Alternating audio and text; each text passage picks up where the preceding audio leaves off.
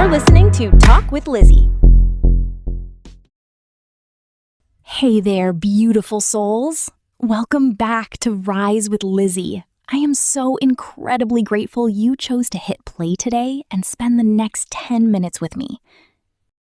If you tuned in last week for our very first episode, we talked all about a good start.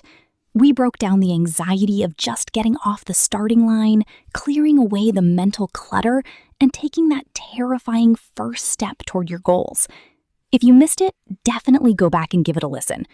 But if you're here right now, you made the choice to show up today, and showing up is half the battle. But let's be real for a second. Starting is great. Starting gives you that rush of adrenaline. You buy the new planner, you set the alarm for 5 a.m., you write down the big dream. But what happens on day 2?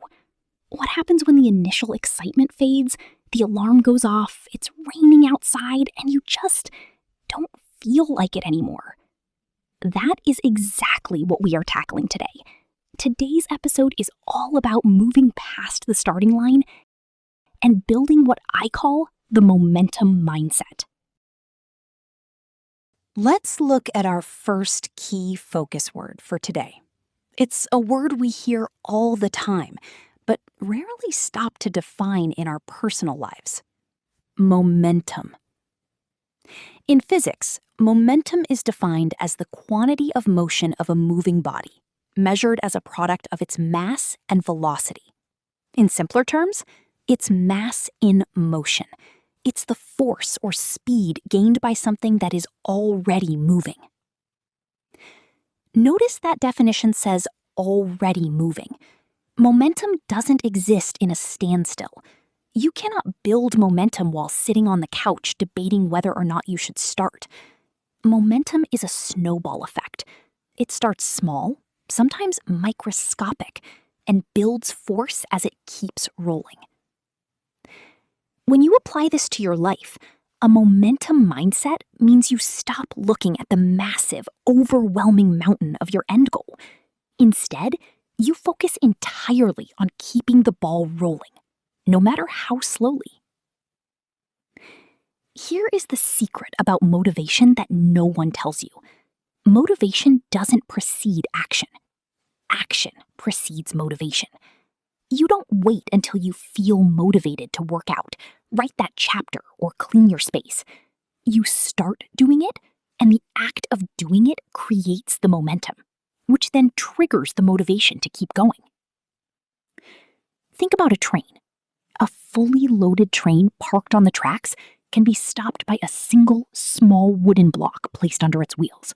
It has no momentum. But that exact same train, moving at 60 miles per hour, it can crash through a solid brick wall and keep right on going. My question for you today is, are you letting a tiny wooden block of self-doubt stop you, or are you building the speed to crash through walls? Now, how do we actually build that momentum? That brings us to our second key focus word. And honestly, it's the secret sauce to everything. That word is consistency. By definition, consistency means steadfast adherence to the same principles, course, or form. It is the quality of always acting or performing in a similar way. I think we get consistency wrong. We think consistency means being perfect. We think it means doing a 2-hour flawless workout every single day, or writing 5,000 words a day. And then the moment we have a bad day and can only manage 10 minutes, we tell ourselves, well, I ruined my streak. I failed. And we quit. Listen to me. Perfection is the enemy of consistency. Consistency doesn't mean doing it perfectly. It means doing it repeatedly. On your best days, your 100% might look like running 5 miles.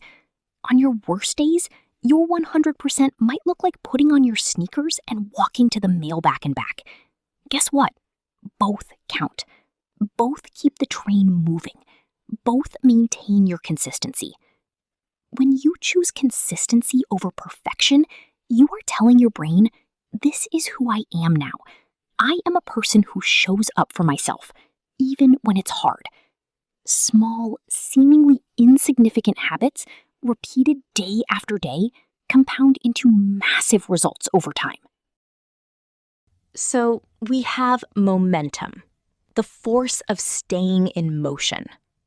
And we have consistency, the repetition that builds that force. How do we marry these two concepts today, right now, as soon as this podcast ends? I want to give you a challenge for the rest of this week. I call it the 5-minute rule. Whatever goal you are working on right now, whether it's a creative project, a fitness goal, or a mindset shift, commit to doing it for just 5 minutes today. If you want to write, sit down and write for 5 minutes. If you want to meditate, sit still for 5 minutes. If the 5 minutes are up and you absolutely hate it, you have permission to stop. You kept your consistency alive. But what you will find 90% of the time is that once you get past those first 5 minutes, momentum kicks in.